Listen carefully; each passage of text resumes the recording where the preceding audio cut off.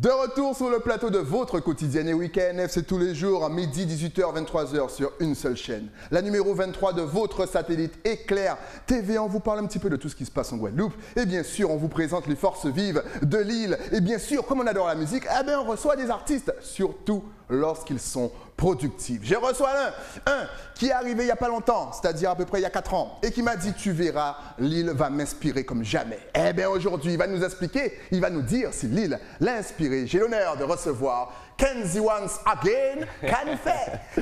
Bonjour Stylie, ça va bien, merci beaucoup de me recevoir. Ça fait plaisir de revenir sur le plateau avec toi. Ah, moi, ça me fait plaisir de te recevoir parce que le temps passe vite. Ça fait déjà 3 ans que tu étais passé sur le plateau. Tu venais de retourner au pays. Exactement. Et là, tu me disais, comme je disais en introduction, cette île va m'inspirer et ça va être le feu d'artifice. Exactement. Alors, est-ce que l'île t'a inspiré? Ben, je pense qu'il faut demander aux autres, il faut demander à ceux qui écoutent, mais je pense que oui, ouais. Ouais, je suis content d'être là. Et je suis content de voir le chemin parcouru depuis notre dernière rencontre. Ouais. Justement, comment est-ce que tu as abordé ta musique aujourd'hui? C'est-à-dire, est-ce que tu as pris ton temps pour écrire, pour sortir tes sons, pour sortir tes morceaux? Est-ce que tu as pris ton temps aussi pour t'acclimater, pour voir comment la Guadeloupe fonctionnait, pour voir ce qu'ils aimaient, ce qu'ils écoutaient? Est-ce que tu as changé ta façon de produire ta musique? Je pense que oui. Je pense que oui par rapport à ce que je faisais avant. Je pense que j'ai pris le pouls, on va dire, de l'île, mais pas forcément que de l'île, c'est aussi la Caraïbe en elle-même. Essayer de comprendre un peu vers quoi j'allais. Je sortais d'un duo qui avait duré au moins 10 ans, donc il fallait aussi se retrouver seul, essayer de reprendre des habitudes, retrouver des habitudes. Et la musique a évolué entre-temps. Il y a de nouvelles tendances, donc il faut en tout cas selon moi s'adapter et j'ai essayé de m'adapter pour essayer de proposer quelque chose qui me corresponde, qui me convienne, mais avec au goût du jour, on va dire. Justement, tu dis que tu sors d'un duo, donc avec ton frère, Rafia. Exactement. Pour celles et ceux qui se posent peut-être la question, parce qu'ils n'arrêtent pas d'écouter Marie Galante, je ne vais pas dire le nom du titre en entier. Il a donc arrêté pour de vrai, ou il va revenir? Non. Comme Michael Jordan? Non, je pense qu'il a arrêté. Il a arrêté? Oui, je pense qu'il a arrêté, ouais. Est-ce que ça t'a traversé justement l'esprit, toi, d'arrêter? Oui. Oui, parce que, tu sais, on fait une musique qui est compliquée. On fait de la musique, on est antillais, on fait de la musique antillaise, c'est compliqué parce qu'on n'a pas forcément le même poids que les autres musiques, tu vois, comme aux États-Unis, comme aujourd'hui le Nigeria par exemple, qui a vraiment une vraie industrie. On n'a pas cette industrie-là aujourd'hui derrière nous, donc c'est compliqué de pouvoir répondre à la demande. Donc oui, moi je suis indépendant, je suis mon producteur, donc je finance tout ce que je fais. Au bout d'un moment, la poche, tu sais, elle commence à avoir le trou. Exactement. Il faut cacher, je crois, mais c'est bizarre. Je crois que j'avais oublié, puis donc finalement... on repousse. Donc voilà, c'est compliqué. Et, parfois, oui, ça traverse l'esprit de se dire, bon, pourquoi est-ce que je fais tout ça? Est-ce que ça vaut le coup? Est-ce que... Mais bon, on est toujours là parce que c'est la passion, parce qu'on aime et qu'il y a toujours le public qui est derrière, qui nous pousse, qui nous dit, voilà, n'arrête pas, continue. On a cette envie-là et puis on voit les retours, donc ça permet de se motiver, quoi. C'est compliqué d'être artiste au pays. En France, bon, je suppose que vous avez un petit peu plus de visibilité. À l'époque, quand il n'y avait pas la Covid, il y avait des scènes, il y avait des shows, il y avait toujours un petit truc, un after-work, il y avait des compiles qui sortaient, il y avait tout. Ici, est-ce que c'est un petit peu plus restreint, un petit peu plus compliqué? Je pense que oui. C'est pas simple d'être artiste au pays parce que le territoire est plus petit, la population est plus petite. On a beau être 480 000 habitants, tu n'auras pas 400 000 personnes qui vont t'écouter. Donc, il y a une réalité, il y a des chiffres. Donc voilà, c'est pas facile, après on se bat. Après, il n'y a pas juste la Guadeloupe. Donc l'idée, c'est de travailler aussi ailleurs, d'amener la musique ailleurs, d'aller en Martinique, en Guyane, et de pouvoir bouger aussi dans l'outre-mer, essayer d'aller travailler aussi sur la Caraïbe parce que les gens nous écoutent. L'Amérique latine, ils aiment ce qu'on fait. Que ce soit notre version du dancehall ou le zouk, on est écouté partout. Il y a aussi l'Afrique. Donc aujourd'hui, c'est de se dire, voilà, tu fais de la musique au pays, mais tu travailles pour qu'elle puisse voyager et bouger ailleurs. Et là, ça commence à t'ouvrir des portes. Alors, en tout cas, tu as été très productif. Franchement, honnêtement, tu nous as sorti énormément de morceaux, dont le dernier, Love Vous Trop avec Sadik. On va en parler tout de suite. Déjà, la connexion entre les deux. Les gars, faut faire un truc, faut faire un groupe. Est-ce que c'est la première fois que vous faites un morceau ensemble? Non, du tout. C'est quelqu'un que je connais depuis longtemps. Tu sais, c'est la même génération. On a commencé quasiment à la même période, donc on a suivi chacun nos parcours. On a toujours eu beaucoup de respect l'un envers l'autre. Tu vois, et on a toujours suivi. Moi, j'ai toujours apprécié ce qu'il faisait et inversement. Et c'est naturel qu'il y ait une connexion à un moment, quoi. Et c'est pas le premier morceau. On avait déjà fait Dancehall Ting. Exact. Et ça, c'est un morceau de dancehall qui bouge vraiment. Ça dit qu'un morceau avec mon frère. Peu de personnes le savent. C'est sorti sur un album. Mais il y a toujours eu ce respect-là et l'envie de travailler ensemble. Et aujourd'hui, de faire un morceau comme Love Vous Trop, c'est une forme de continuité, de logique. Il a aimé la proposition, il a aimé l'instru, il a aimé la vibe, il me dit bon ben, les amis, ainsi ça quoi. Justement, tu parlais de Dancehall Thing, c'est très bien, on voit le clip en double écran. Si jamais vous ne connaissez pas, n'hésitez pas à aller liker sur YouTube et partager, écouter, c'est vraiment une tuerie. Justement, tu en parlais, est-ce que tu penses que la dancehall, ici en Guadeloupe, est un petit peu, je ne dirais pas morte, j'aime pas le mot morte, mais en mode stand-by? Alors, je dirais pas forcément stand-by, mais je pense que comme souvent, tu as des vagues, tu as des tendances. Aujourd'hui, il y a une tendance qui est forte, c'est celle du trap, drill. Ben, elle prend le pas. Quand la dancehall est arrivée, ben, elle a pris le pas sur le hip-hop qui était là, qui était un peu plus implanté. C'est normal. La musique, c'est cyclique en fait, Stali. Donc aujourd'hui, c'est sûr que nous, les représentants du dancehall, on est moins visibles. Mais je pense que c'est un cycle. On continue, elle évolue, elle prend d'autres formes. Tu vois, il y a l'afrobeat aussi qui est là et qui est très fort. Donc certains qui font du dancehall, ben, vont tâter un peu de l'afrobeat, je fais partie de ceux-là. Ben, l'idée, voilà, c'est de faire avec et peut-être que demain, ben, il y aura un autre courant qui reviendra et qui poussera la dancehall en avant. Et puis, c'est cyclique. On attend et puis on travaille entre-temps. C'est important, attends. En tout cas, en attendant, vous nous donnez d'excellents morceaux. Encore une fois, les clips sont très beaux, très bien réalisés. Travaille toujours avec la même équipe ou tu vas piocher un petit peu partout les talents de la Guadeloupe? J'ai tendance à piocher parce que j'aime bien voir ce que les autres font et pourquoi parfois donner l'opportunité à certains de venir intégrer. J'ai un noyau dur qui ne change pas, celui-là. Mais on aime bien, voilà, quand il y a quelqu'un qui est bon, on n'a pas de souci à dire, voilà, on aime ce que tu fais, viens voir ce qu'on peut faire ensemble. Excellent, encore une fois, là encore un autre petit clip. Tu es très porté voilà, sous la vibe, sous les couleurs, est-ce que ça t'inspire là aussi? Faire des morceaux un petit peu, je dirais pas négatifs, avec des thèmes négatifs, sombres, on a l'impression que c'est pas trop ton univers. Ou est-ce que pour l'instant tu mets ça de côté? C'est une question de vibe, c'est une question d'opportunité. Tu sais, j'ai vécu des années à Paris. Et on rêvait d'avoir du soleil pour faire des clips. Exact. Voilà, donc là, tu t'amuses. Je me dis, voilà, on a de quoi faire, ben, faisons-le. On a cette force-là, la musique caribéenne, elle a cette couleur-là, on le fait. J'ai des morceaux qui sont beaucoup plus sombres. Oui, j'aurais des univers qui seront différents. Aujourd'hui, on est dans une tendance où on essaie de faire avancer les choses. Les gens aiment certains styles de musique que nous, on fait. On est dans cette logique-là, on avance. Peut-être que le prochain sera peut-être plus dark, j'ai envie de te dire, plus sombre. Et on sait jamais, comme par hasard, à la fin de l'émission, il nous manque un truc. Bim. Un truc totalement à l'opposé.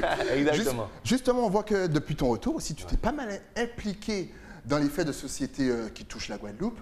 Tu es Twitter. Tu es devenu fan de Twitter. Est-ce qu'il y a eu des clips pour toi d'entrée parce que tu es vraiment super ultra présent sur Twitter? Voilà, tu n'as pas peur de donner des coups de gueule, tu n'as pas peur de féliciter les gens qui réussissent dans leur vie, tu n'as pas peur de mettre le point là où ça... Est-ce que c'est arrivé quand? C'est arrivé comme un déclic de te dire, Twitter c'est quand même une arme? Tu sais, ça fait des années que je suis sur Twitter. Je n'ai jamais utilisé Twitter comme certains le font. Et c'est vrai que à un moment, tu sais, bon, tu es présent sur tous les réseaux sociaux, en tant qu'artiste, il faut être sur TikTok, il faut être sur Instagram, il faut être sur... Mais après, tu as des affinités. Et j'avoue que Twitter, j'ai une affinité. Pourquoi? Parce que c'est une phrase, c'est 120 caractères, tu balances une idée et tu continues en fait. Tu n'as pas besoin d'être figé sur un instant, tu balances des choses. Et oui, j'ai des choses à faire passer, j'ai des messages, j'ai des coups de gueule, il y a des choses qui m'embêtent, qui m'ennuient, qui me désolent parce que je suis artiste, mais je suis aussi un citoyen, de mon île. Et j'ai envie de dire des choses, de passer des messages parce que j'ai des convictions. Et parfois, j'ai envie de le dire. Je me dis que l'artiste, même si l'artiste n'a pas à faire de politique avec un P majuscule, je pense qu'il y a des choses à faire et on est capable aussi d'influencer, entre guillemets, la nouvelle génération ou même notre génération, commencer par notre génération, en disant des choses qui sont vraies et que les autres que la génération d'avant ne disaient pas ou considéraient comme tabou. Non, on est là, on dit ce qu'on pense parce qu'on est censé construire le pays dans lequel on veut vivre. Tu as été surpris qu'il y ait plusieurs captures d'écran de tes coups de gueule. Parce que mine de toutes les générations ont vu. On est en train de parler de Twitter, peut-être que l'ancienne génération ne connaît même pas cette application. Twitter, qu'est-ce que c'est Twitter? Et là, on a vu ton coup de gueule. Toi, c'était pourquoi déjà? C'était pour le coq ou la voiture à pain? C'était pour les deux. Un peu les deux. Dès qu'il y a un coup de gueule, moi je passe un coup de gueule. Et ça a tourné comme jamais. C'est fou. Tant mieux. Tu penses que c'est la nouvelle façon justement de toucher la population, puisque mine de une capture d'écran, groupe WhatsApp, ça est toute la Guadeloupe et au courant.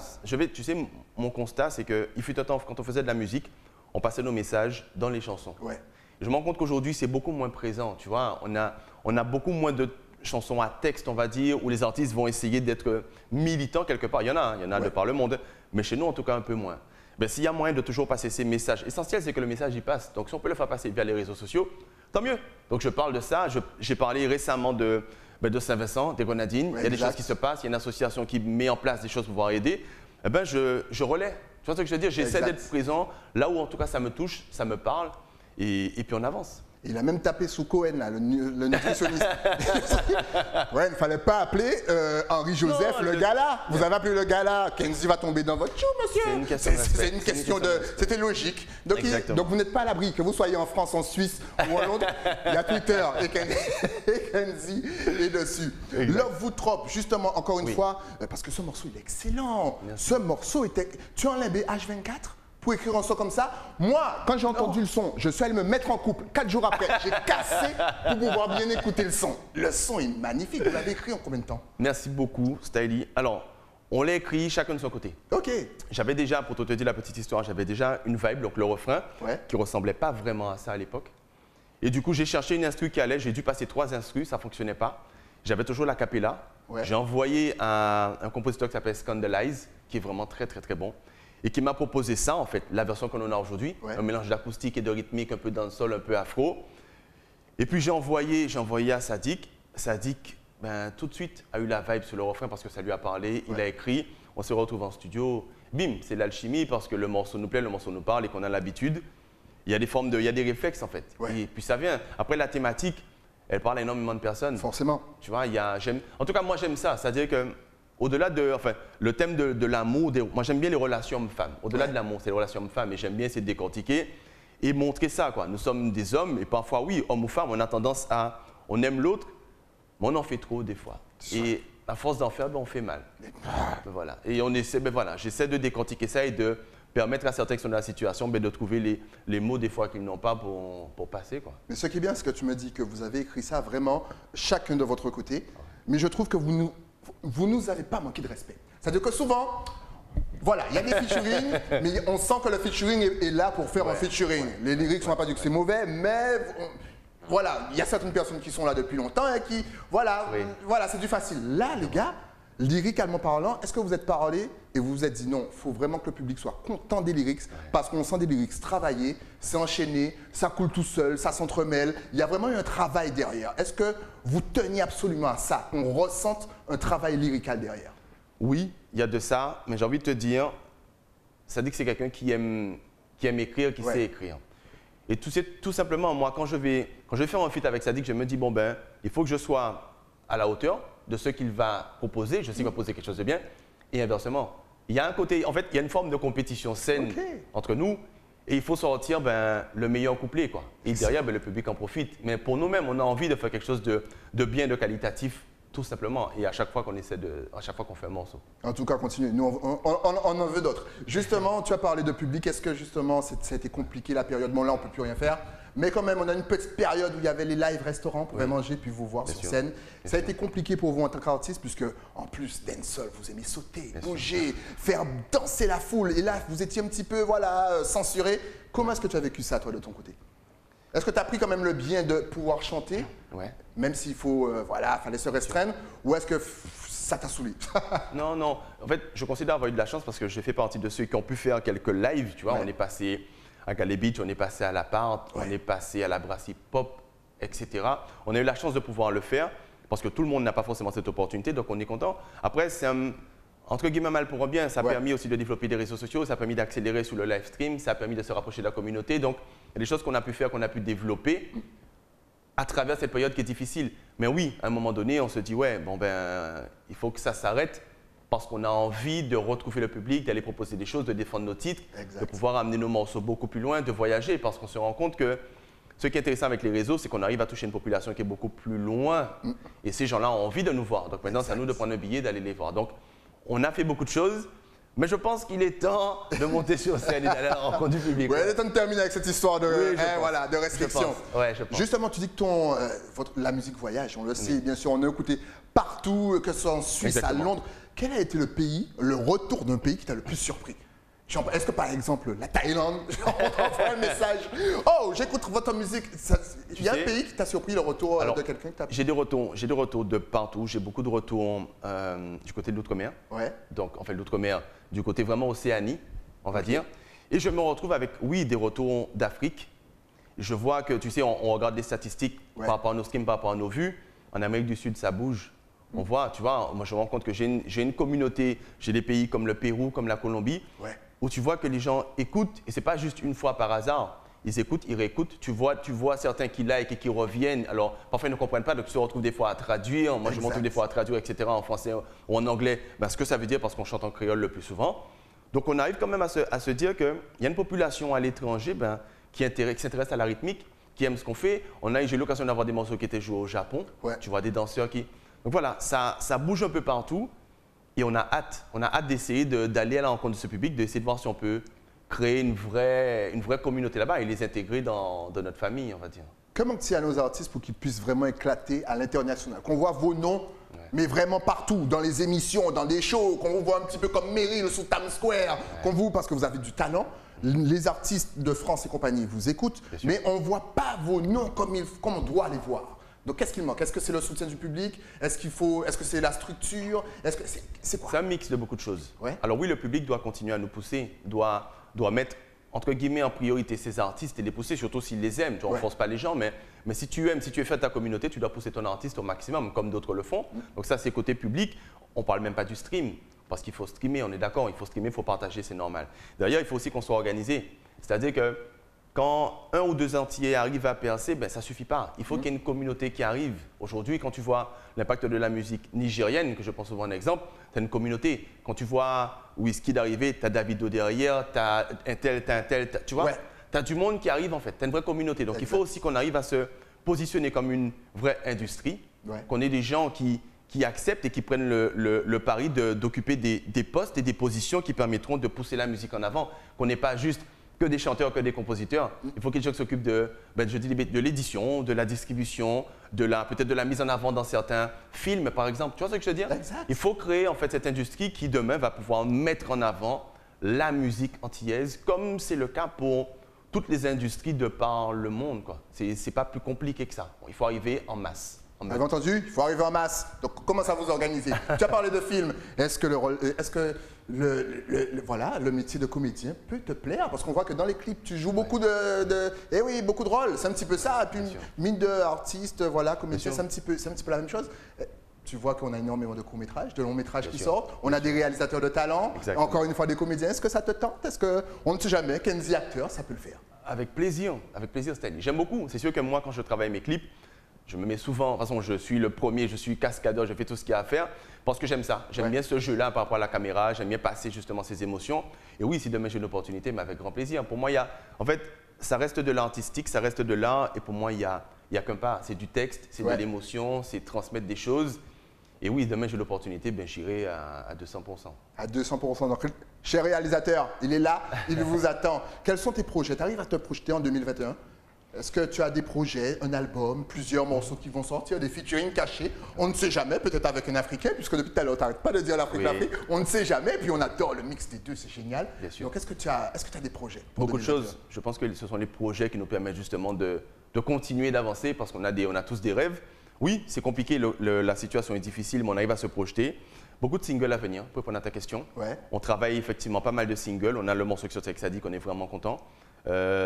On réfléchit déjà à la suite. On a déjà pas mal d'idées, des featuring à venir, bien sûr. On a un projet qui est là en ligne de mire, ça sera un EP.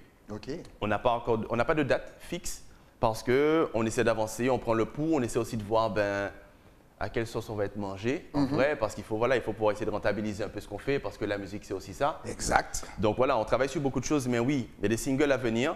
On est présent sur les réseaux, donc on invite vraiment les gens à nous suivre sur les réseaux parce qu'on annonce beaucoup de choses sur nos réseaux. On essaie de teaser un petit peu ce qui se passe. Mais il y a beaucoup de projets, beaucoup de choses, et l'EP en ligne de mire, histoire de retrouver des morceaux que l'on a, qui ont plu, mais beaucoup d'inédits et que les gens soient vraiment contents d'avoir cet univers-là et se plonger à fond dedans. Excellent. En tout cas, on vous rappelle qu'il y a pas mal de morceaux déjà disponibles. Vous avez pu voir les clips en double écran. Il y a Love Me, il y a Boom Bye Bye avec Moody Mike. Moody, on salue. Bien sûr, il y a Love Vous Trop, il y a Dancehall Thing avec Monsieur Sadik. Il y a Love à part, Bon à part, Tout à part. Tout à part. Et bien sûr, parce que là, c'est pour les nouveautés. Mais lorsque tu chantes sur scène, quels sont les morceaux, vas-y, je te donne 3-4 qu'on te demande le plus, qu'on te réclame le plus et surtout que le public connaît par cœur? Le classique des classiques, Bangkok. Bangkok, on va pas vous donner les paroles. Forcément, non. Il y a beaucoup de morceaux qui reviennent, mais c'est vrai que Bangkok, Dulciné, Bisouin en mou, on sait que là, c'est obligatoire. Si je pars sans faire ça, je me fais caillasser, on m'attrape, c'est obligatoirement. Ça fait… Et les gens, tu te rends compte qu'à l'époque, les gens connaissaient quand même tes sons par cœur et qu'aujourd'hui, ils les connaissent toujours par cœur. C'est rare pour un artiste de faire un morceau aujourd'hui et que son morceau soit connu par cœur. La chance que vous aviez. Ah non, vraiment, on est vraiment content. Je vois, il y a des gens qui me suivent depuis très longtemps. On ne va pas donner d'années, tu sais, pour ne pas, on va pas se faire du mal. Hein, voilà. N'est-ce pas? Déjà qu'Ozan crie, nous sommes des fossiles ou des... C'est vrai, c'est un petit peu vrai, mais on se masque. On s'est compris, on s'est compris. Voilà. Mais voilà, il y a des gens qui me suivent depuis très longtemps. Ça fait plaisir. Et c'est vrai qu'ils sont là, comme tu dis, ils connaissent par cœur. Certains, si tu veux mettre les morceaux dans toutes les opportunités, toutes les occasions qui sont, c'est magnifique. On est super content et ça donne justement l'envie, ça donne une espèce de responsabilité. On se dit, il faut qu'on continue pour ces gens-là qui nous suivent et qui nous aiment. Donc, on fait de la musique, quoi. Justement, s'ils veulent te suivre maintenant, ceux qui ne le font pas encore, est-ce que tu es connecté sur les réseaux sociaux? Est-ce que tu as Facebook, Twitter, Instagram ou même une chaîne YouTube? Je suis partout. Est-ce que tu as tout ça? Je suis partout. Je pense qu'il faut être partout aujourd'hui. Donc voilà, je suis sur Instagram, je suis sur Facebook, bien entendu, depuis longtemps. Je suis sur Twitter, comme vous l'avez vu. Abonnez-vous à ma chaîne YouTube. Vous allez sur YouTube, vous allez voir Kenzie. Abonnez-vous. Ce qui est intéressant, c'est que vous avez tout de suite l'accès aux actualités, aux nouveautés qui vont sortir. Donc, abonnez-vous. Si vous streamez, il faut streamer. Allez sur les plateformes qui vous plaisent, Deezer, Spotify, Tidal, ce que vous voulez, tout ce que vous avez. Allez sur les plateformes et abonnez-vous aussi aux chaînes de streaming. Ça permet d'avoir les actualités, d'avoir les nouveautés avant tout le monde. Et ça permet aussi d'encourager les artistes parce qu'aujourd'hui, on vit aussi de ça. On a besoin de ça, donc on a besoin de vous. Donc allez sur les réseaux. Vous tapez Kenzie Once Again, vous allez me trouver. Je serai content de vous recevoir. Ça tombe bien. Vous avez vu comment il vous accueille, il sera content de vous recevoir. Justement, est-ce que tu peux expliquer peut-être aux plus anciens qui ne connaissent pas tout ce monde digital, qu'est-ce que le streaming? C'est simple.